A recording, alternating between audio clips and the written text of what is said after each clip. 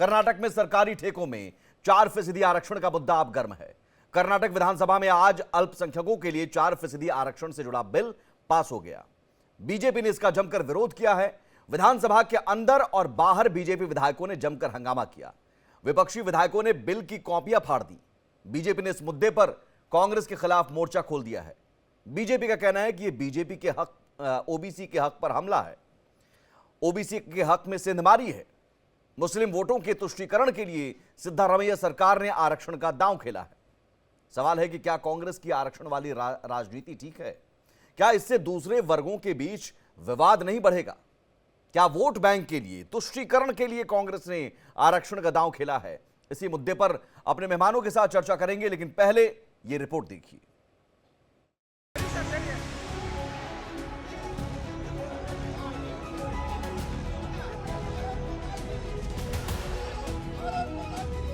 कर्नाटक विधानसभा के अंदर और बाहर हंगामे की ये तस्वीरें देखिए।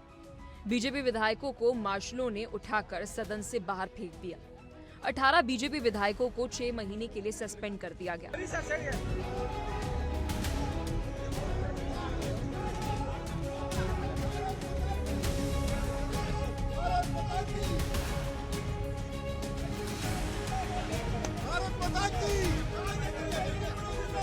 सरकारी ठेकों में मुस्लिमों के लिए 4% आरक्षण देने के प्रावधान को लेकर कर्नाटक में बवाल बचा हुआ है, लेकिन भारी हंगामे के बीच 4% आरक्षण का बिल विधानसभा में पास हो गया। बीजेपी ने इसे तुष्टीकरण की राजनीति बताते हुए कांग्रेस पर बड़ा हमला बोला।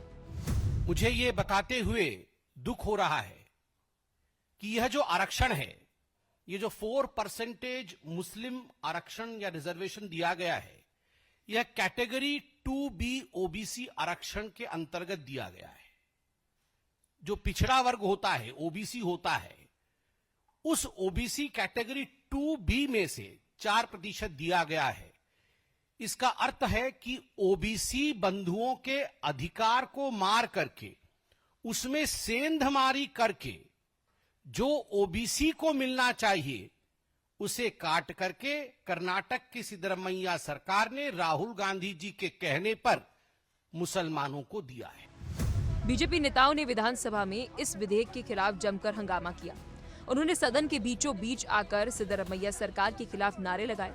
कुछ विधायक स्पीकर की सीट पर चढ़कर प्रदर्शन करते नजर आए। बीजेपी विधायकों ने 4% आरक्षण के विधेयक को फाड़ दिया और स्पीकर पर कागज के टुकड़े फेंके। सिद्धरमैया सरकार ने 4% आरक्षण को अल्पसंख्यकों के लिए सामाजिक न्याय और आर्थिक अवसर के लिए अहम कदम बताया। And we have to involve all the people in developing the nation. Country will not develop by breaking the mazars and masjids. Country will develop once you involve people in building the nation. To build the nation, we are giving them opportunities. दूसरी तरफ BJP का ये कहना है कि ये OBC के हक पर हमला है। कर्नाटक सरकार के बजट में जिस तरह से अल्पसंख्यकों के लिए प्रावधान किए गए हैं, उसको लेकर भी बीजेपी हमलावर है। बीजेपी का कहना है कि ये तुष्टीकरण की राजनीति की पराकाष्ठा है। 4% मुस्लिम रिजर्वेशन, जिस रिजर्वेशन को भारतीय जनता पार्टी ने खत्म किया था और SC ST OBC समाज को दिया था, उस रिजर्वेशन को फिर से रिलीजियस बेसिस पे, मतलब कि आम्बेडकर जी के खिलाफ जाकर देना एक समुदाय को कम्युनल लाइंस पर, यह दिखाता है कि यह संविधान विरोधी भी है। ये वही कांग्रेस पार्टी है जो सिविल कॉन्ट्रैक्ट्स में भी रिजर्वेशन रखती है धर्म के आधार पर। सोचिए, ब्रिज बनाया जाएगा तो धर्म देखकर बनाया जाएगा, क्वालिटी देखकर नहीं। ये कांग्रेस पार्टी की अपीजमेंट पॉलिटिक्स का एक जीता जागता उदाहरण है। सरकारी ठेकों में 4% आरक्षण को असंवैधानिक बताते हुए बीजेपी ने इसे कानूनी चुनौती देने की बात कही। सवाल ये है कि सिर्फ मुस्लिमों को ही आरक्षण क्यों, दूसरे समुदाय के लोगों को क्यों नहीं?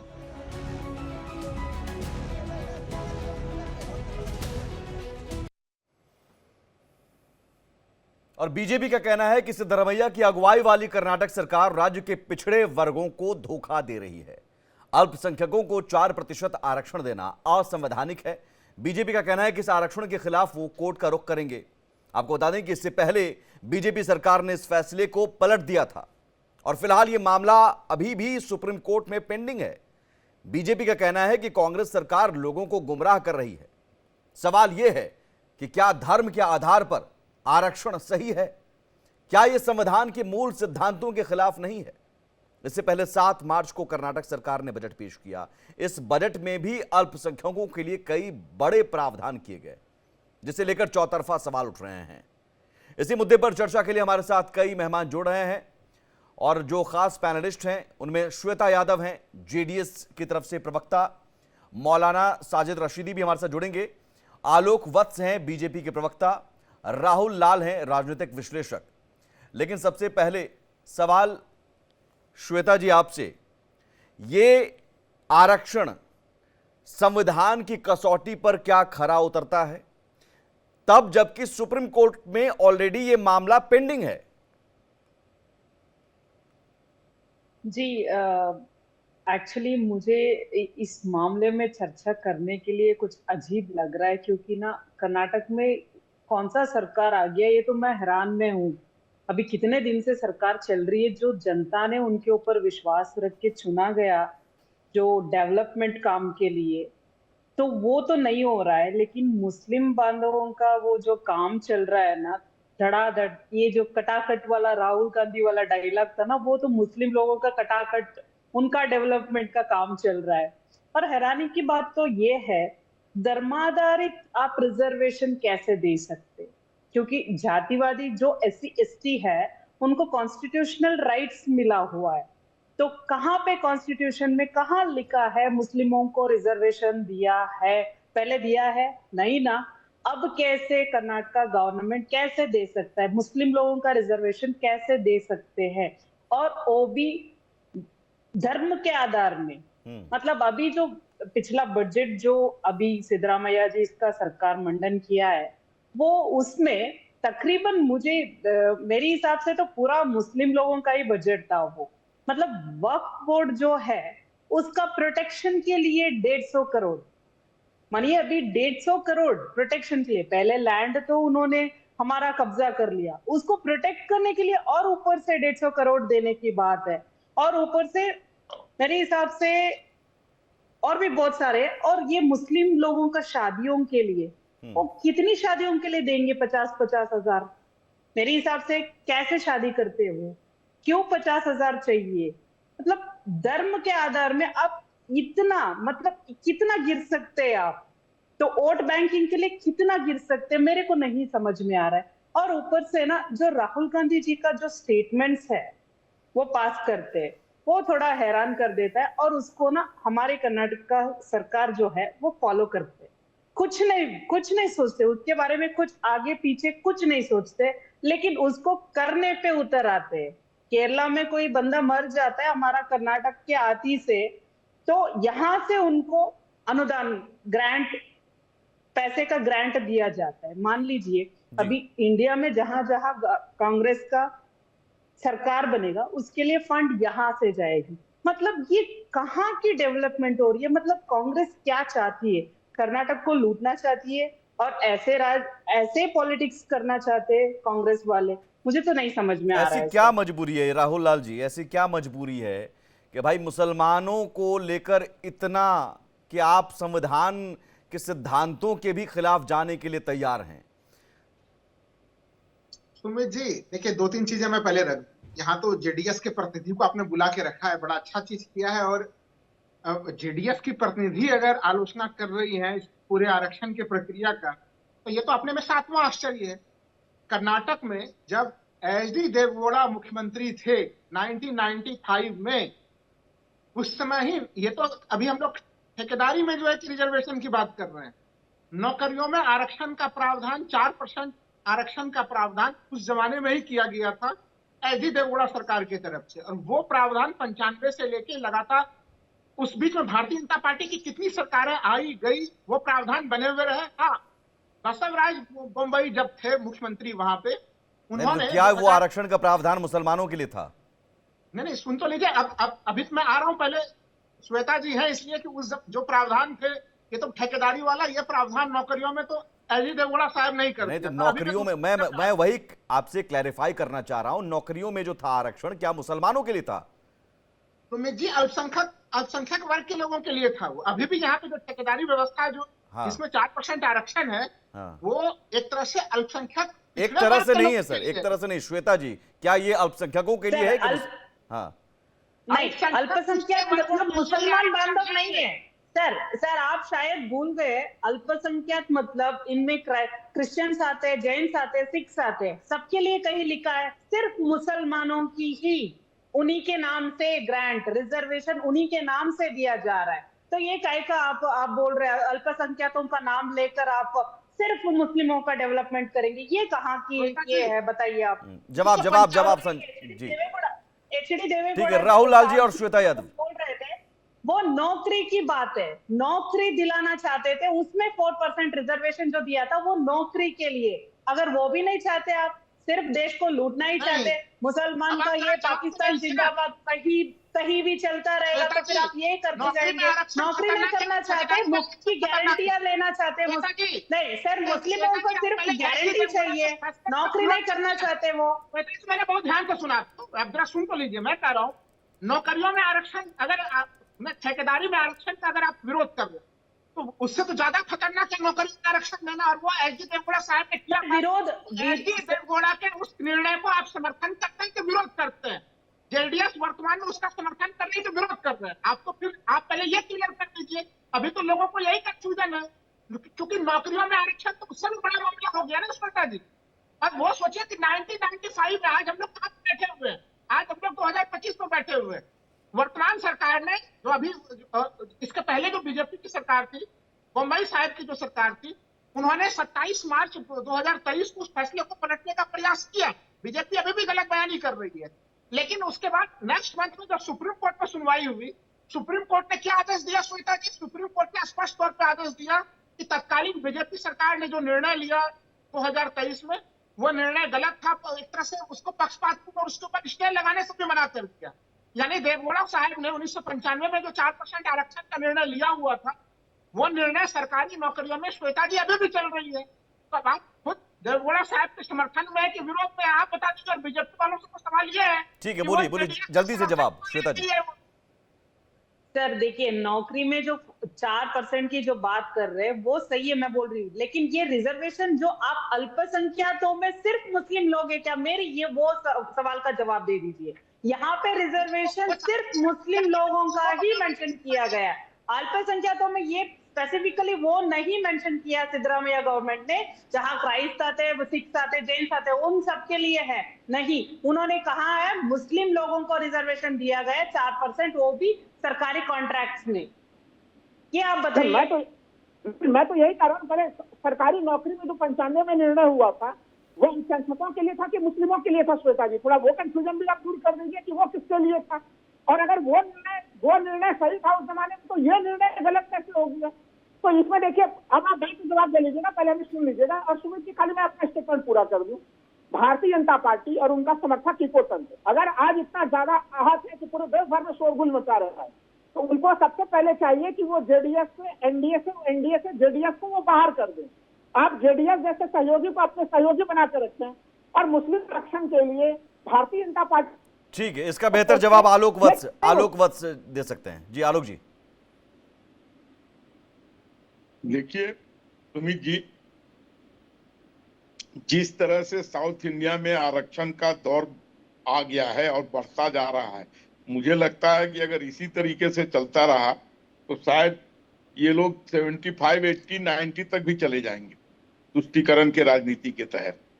और कांग्रेस का ये चेहरा तो स्पष्ट हो गया है, एक पर्टिकुलर वर्ग को वो इतने सालों से साधते आ रहे हैं। हालांकि बहुत छलावा किया है इन्होंने उनके साथ, कुछ दिया नहीं उनको। नहीं, राहुल लाल कह रहे हैं कि आपके सहयोगी पार्टी ने भी तो यही किया था।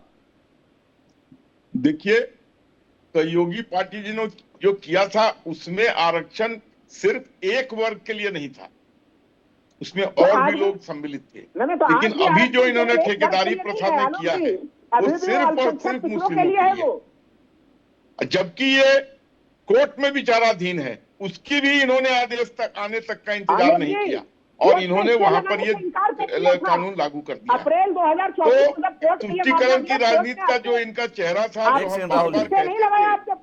उजागर हो गया है। अब उसके ऊपर राहुल लाल जी कितना भी लिपापोती करे, लेकिन वो मिटने वाला है नहीं।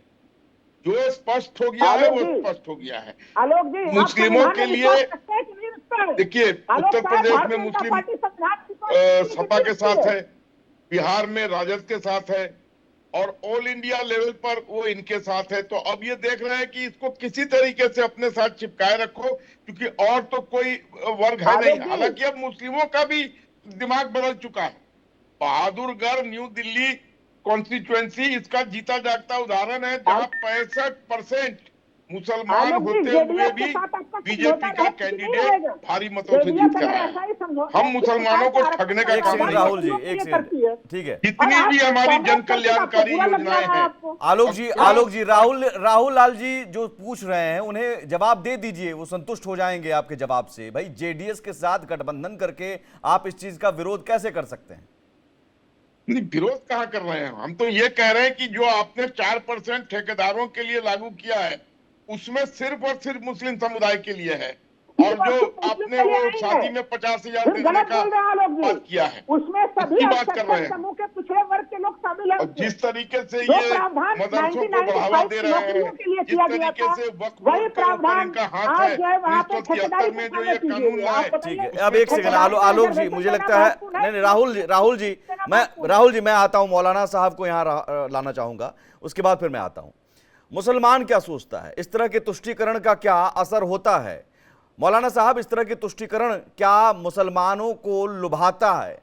इस तरह के तुष्टीकरण से आप मुसलमान क्या जाते हैं पार्टी के पास, या उन्हें अब भाई अब ठेकेदार बनकर क्या होगा, कितने ठेके निकलेंगे और उसका फायदा क्या?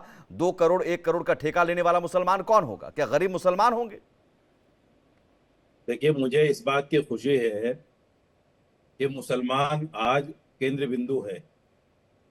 कोई मुसलमान को आरक्षण देकर तुष्टीकरण कर रहा है, कोई मुसलमान का आरक्षण लेकर तुष्टीकरण कर रहा है, कोई उसको गाली देकर तुष्टीकरण कर रहा है, कोई उसकी मॉब लिंचिंग करके तुष्टीकरण कर रहा है।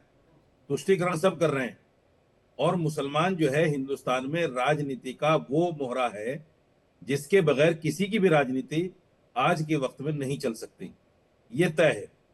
दूसरी बात, धर्म के आधार पर किसी को भी आरक्षण देना मैं समझता हूं ये गैर संवैधानिक है।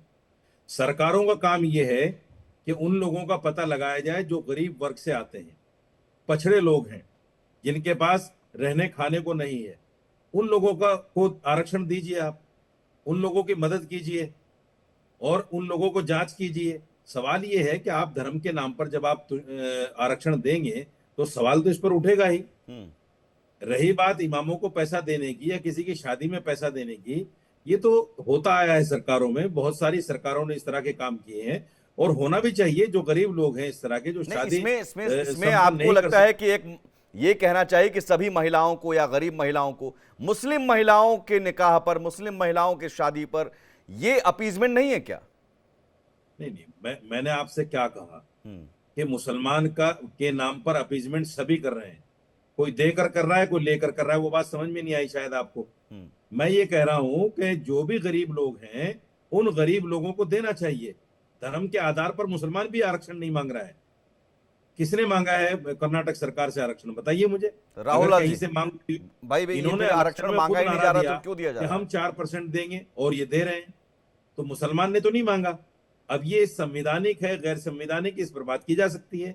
ऐसा नहीं होना चाहिए मेरा मानना। मैं फिर कहता हूं, मेरा मानना ये है कि जो भी गरीब लोग हैं, चाहे वो हिंदू हो, मुसलमान हो, सिख हो, ईसाई हो, उन तमाम को ही देना चाहिए। ठीक है राहुल लाल जी, मुसलमान मांग नहीं रहे हैं, फिर आपकी कांग्रेस की सरकार क्या साबित करने पर जुटी हुई है?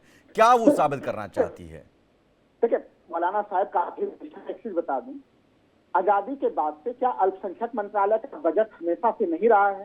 भारतीय संविधान के अनुच्छेद 29 और 30, आर्टिकल 29 और 30 फंडामेंटल राइट है, वो प्रावधान भी करता है कि भारत सरकार अल्पसंख्यकों को उसको विशेषाधिकारों से सुसज्जित करे।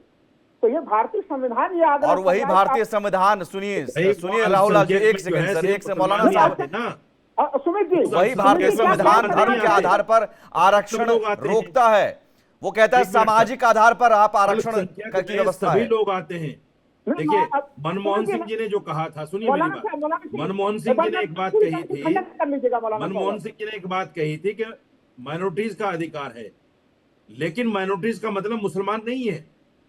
आप भी गलत मतलब निकाल रहे हो। और इधर भी बिल्कुल गलत मतलब सही। निकालते मैं हैं आपकी उसका। बात से सहमत आपको हूं, याद और होगा नहीं- मनमोहन और सिंह के मनमोहन बयान सिंह को के लेकर बयान में बीजेपी किस केवल तरह हमला अल्पसंख्यक करती है नहीं आपके था। ऊपर, फिर आप वही बात कहने जा रहे हैं, फिर राष्ट्रपति आप जी, वही बात कहने जा रहे हैं। मैंने सुन तो लीजिए, मनमोहन सिंह का जो बयान था उससे पहले तो उसमें अल्पसंख्यक था, जो बिल्कुल सही बोला, केवल मुसलमान नहीं था, माइनॉरिटी शब्द है उसमें, माइनॉरिटी शब्द है। माइनॉरिटी शब्द था उसमें, फिर पिछड़े वर्ग के माइनॉरिटी में लोग भी हिंदू थे, भी उसमें आता, महिलाएं सॉरी, भी थी। मुसलमान भी आता है, सिख भी आता है, ईसाई भी आता है। यही कि आज और जो कर्नाटक संविधान का ज्ञान आप मुझे पढ़ा रहे हैं उसमें भी सब लोग आते हैं, सिर्फ मुसलमान में नहीं सब आते। लोग आते हैं। मुसलमानों को अलग मत कीजिए आप। कर्नाटक सरकार ने जो वहां पे आरक्षण का प्रावधान किया, पहले तो भारतीय जनता पार्टी उनका इकोसिस्टम गलत जानकारी दे रहा है। वहां पे सभी अल्पसंख्यक पिछड़े लोगों को उसका दिया गया है, नंबर 1। नंबर 2 चीज समझिए कि मैं स्पष्ट कर दूं, जो न्यायिक स्थिति चल रही है, मामला सुप्रीम कोर्ट में विचाराधीन है। आपको याद होगा, मैं पहले भी मैंने बोला कि जो पुरानी जो बीजेपी की सरकार जाते जाते उन्होंने जो 1995 से जो प्रावधान चला आ रहा था 4% आरक्षण वाला, उसको उन्होंने दूसरे समूहों को आरक्षण दिया था।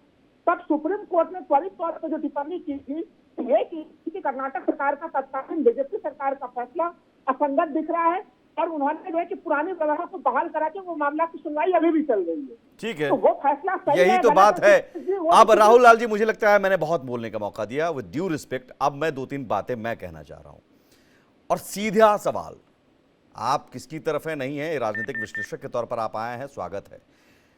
क्या धर्म के आधार पर आरक्षण संवैधानिक है? भारतीय संविधान में कहीं भी इसका जिक्र है? आपका ज्ञान क्या कहता है? सुमित जी, जो आपका सवाल है कि धर्म के आधार पर आरक्षण की कहानी तो मैंने भी नहीं पढ़ी है, लेकिन भारतीय संविधान का अभी आप ज्ञान दे रहे थे राहुल जी, मैं- अब इतना मैं बैक वही मत कीजिए। भारतीय संविधान में कहीं भी मैंने वही- मेरे से वो तो आप लेकिन ज्यादा सुमित जी- जानकार हैं सर, आप विश्लेषक हैं, आपको पक्का ज्ञान होगा। संविधान मैं में बोल रहा हूं। भारत, एक सेकंड, मैं अब BJP, JDU, RJD, Congress, JDS जाना नहीं चाह रहा हूं, मैं एक विश्लेषक से बात कर रहा हूं, उनका ज्ञान लेना चाह रहा हूं। आप मुझे ज्ञान दीजिए, बताइए दर्शकों को, संविधान में कहां लिखा है धर्म के आधार पर आरक्षण? सुमित जी, संविधान में धर्म के आधार पर आरक्षण सीधे नहीं लिखा गया है। बॉस, लेकिन बहुत जो बढ़िया। तो धर्म ये के क्यों आधार हो रहा है? ये क्यों मैं हो रहा है? वही कोई भी पार्टी कर रही है तो ये क्या है फिर? पर- मैं सुमित जी वही चीज कर रहा हूं। असंवैधानिक क्यों है? लेकिन मैं कह रहा हूं कि अब वो असंवैधानिक किस हद तक तो होगा, वो जब सुप्रीम कोर्ट तय करेगा। भाई सुप्रीम कोर्ट में पेंडिंग है तो रुक जाइए, इतना हड़बड़ा क्यों? नहीं, इतनी हड़बड़ी क्यों? ठेकेदार मुसलमान, नहीं, मुसलमानों को सरकारी ठेकेदार बनाने की इतनी हड़बड़ी क्यों थी? और 2 करोड़ 1 करोड़ का ठेका लेने वाले कौन? क्या गरीब मुसलमान होंगे? या चलिए आपकी भाषा में अल्पसंख्यक तो गरीब होंगे। तो उन अमीर जो मुसलमान या अमीर लोगों को आप अपीज कर रहे हैं कि वो क्या दे रहे हैं आपको? कांग्रेस वालों को क्या दे रहे हैं वो? बड़ा अच्छा सवाल है सुमित जी, मैं वही चीज कह रहा हूं। आप कह रहे हैं कि इंतजार क्यों नहीं कर लिया गया, मैं उसी के लिए बार बार कह रहा हूं कि अप्रैल 2023 में जब वो मामला सुप्रीम कोर्ट में गया था, तो सुप्रीम कोर्ट ने पुराने उस समय के बीजेपी सरकार के फैसले को लागू नहीं किया और पुराने फैसले को ही लागू रहने दिया। तो इसलिए अभी सुप्रीम कोर्ट ने उसको नहीं सर, सुप्रीम कोर्ट ने सर सुप्रीम कोर्ट ने सुसंगत नहीं बताया था, हड़बड़ी में लिया गया फैसला बताया है ना? बिल्कुल ठीक है। अब यहां पर कोई सुप्रीम कोर्ट ने स्पष्ट जजमेंट नहीं दिया है जिसका आप इंटरप्रेट कर रहे हैं यहां पर। सॉरी राहुल लाल जी, अपने हिसाब से आपने खुद कहा कि भारतीय संविधान का आपने ज्ञान दिया है कि संविधान में धर्म के आधार पर आरक्षण नहीं दिया जा सकता। बंगाल में क्या, पश्चिम बंगाल में क्या हुआ? पश्चिम बंगाल में क्या हुआ? सारी नौकरियां रद्द कर दी गई जो बांटे गए थे, उतनी मुस्लिम जातियों को ओबीसी में शामिल कर दिया। राहुल गांधी यहां ज्ञान देते हैं, राहुल गांधी ज्ञान देते हैं भाई जातीय आधार पर आरक्षण हो, अब जनगणना हो, जातीय जनगणना हो, पिछड़ों का हक मारा जा रहा है, ओबीसी का हक मारा जा रहा है। और यहां हक कौन मार रहा है?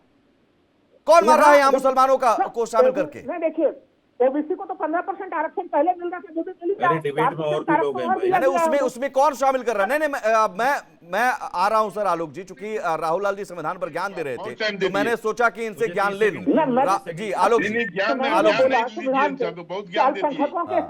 आलोक जी ठीक है सर। राहुल लाल जी आपने बता दिया धर्म के आधार पर संविधान में आरक्षण का प्रावधान नहीं है।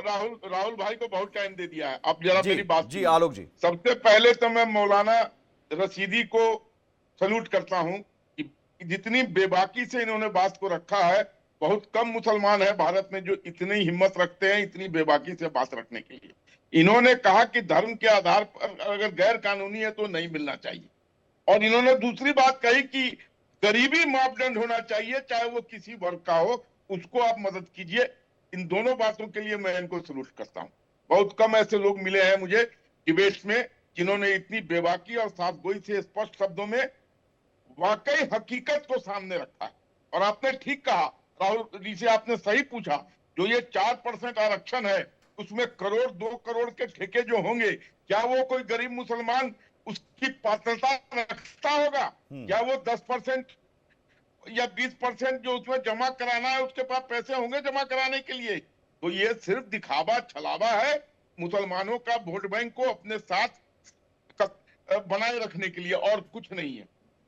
नहीं, और इसके वो लिए भी मौलाना साहब यहाँ कह रहे हैं कि मुसलमानों को जरूरत नहीं है, मुसलमान इस बात को समझ रहे हैं बेहतर। शायद कांग्रेस इस बात को नहीं समझ पा इन्होंने रही जो है। कहा, इन्होंने जो मापदंड बताया, हाँ। हम उसके हितैषी हैं। ठीक है मौलाना कि साहब, गरीबी शायद इसका कांग्रेस मापदंड होना अभी भी चाहिए। उसी दौर में है, शाहबानों के मामले के दौर में, कि मुसलमानों को हम कुछ भी पट्टी पढ़ा देंगे, कुछ भी लॉलीपॉप दिखा देंगे और वोट बटोर लेंगे। देखिए इतने देखिए, सालों मैं तक आपको हमने उनका एक शोषण हकीकत किया बताता है। हूँ। जी हम मौलाना शोषण एक साहब। हकीकत आगे मैं भी आपको करते बता रहेंगे। देता हूँ। जी कांग्रेस ने पिछले 65 सालों में मुसलमानों को उस जगह लाके खड़ा कर दिया है जहां सच्चर कमेटी की रिपोर्ट ये कहती है कि मुसलमान दलित से बदतर जिंदगी जी रहा है।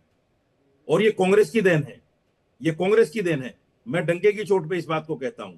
मैं हाथ जोड़कर तमाम पार्टियों से ये कहना चाहता हूं, मुसलमान को सरकार से कुछ नहीं चाहिए, बिल्कुल, बस हमें चैन से जीने दो, हमें चैन से बहुत मुल्क बढ़िया। में जीने दो, हमें गालियां मत दो, हमें धर्म के आधार पर बुरा भला मत कहो, हमारी मोब लिंचिंग मत करो, ठीक है। हमें जो है चैन से जीने दो। बिल्कुल मैं सर, तमाम मौलाना साहब पार्टियों आपने से कहना चाहता हूं। बहुत बड़ी सच्चाई कही कि कांग्रेस ने एक तरह से वोट बैंक बनाकर रखा, बजाय इसके कि मुसलमानों की बुनियादी चीज़ों के बारे में, बुनियादी सुविधाओं के बारे में सोचा जाए, सच्चर कमेटी की सिफारिशों को लागू करने के बारे में सोचा जाए। ये 4%, 2% और फिर कोर्ट में मामला चलेगा, तो एक तरह से दिखावे के लिए कि साहब देखिए हम आपके लिए लड़ रहे हैं, वो लेकिन दिखावे की लड़ाई। बहुत शुक्रिया, बहुत शुक्रिया। यहीं खत्म करना होगा श्वेता जी, बहुत शुक्रिया राहुल लाल जी, आलोक वर्ष जी और मौलाना साहब, बहुत शुक्रिया आपका।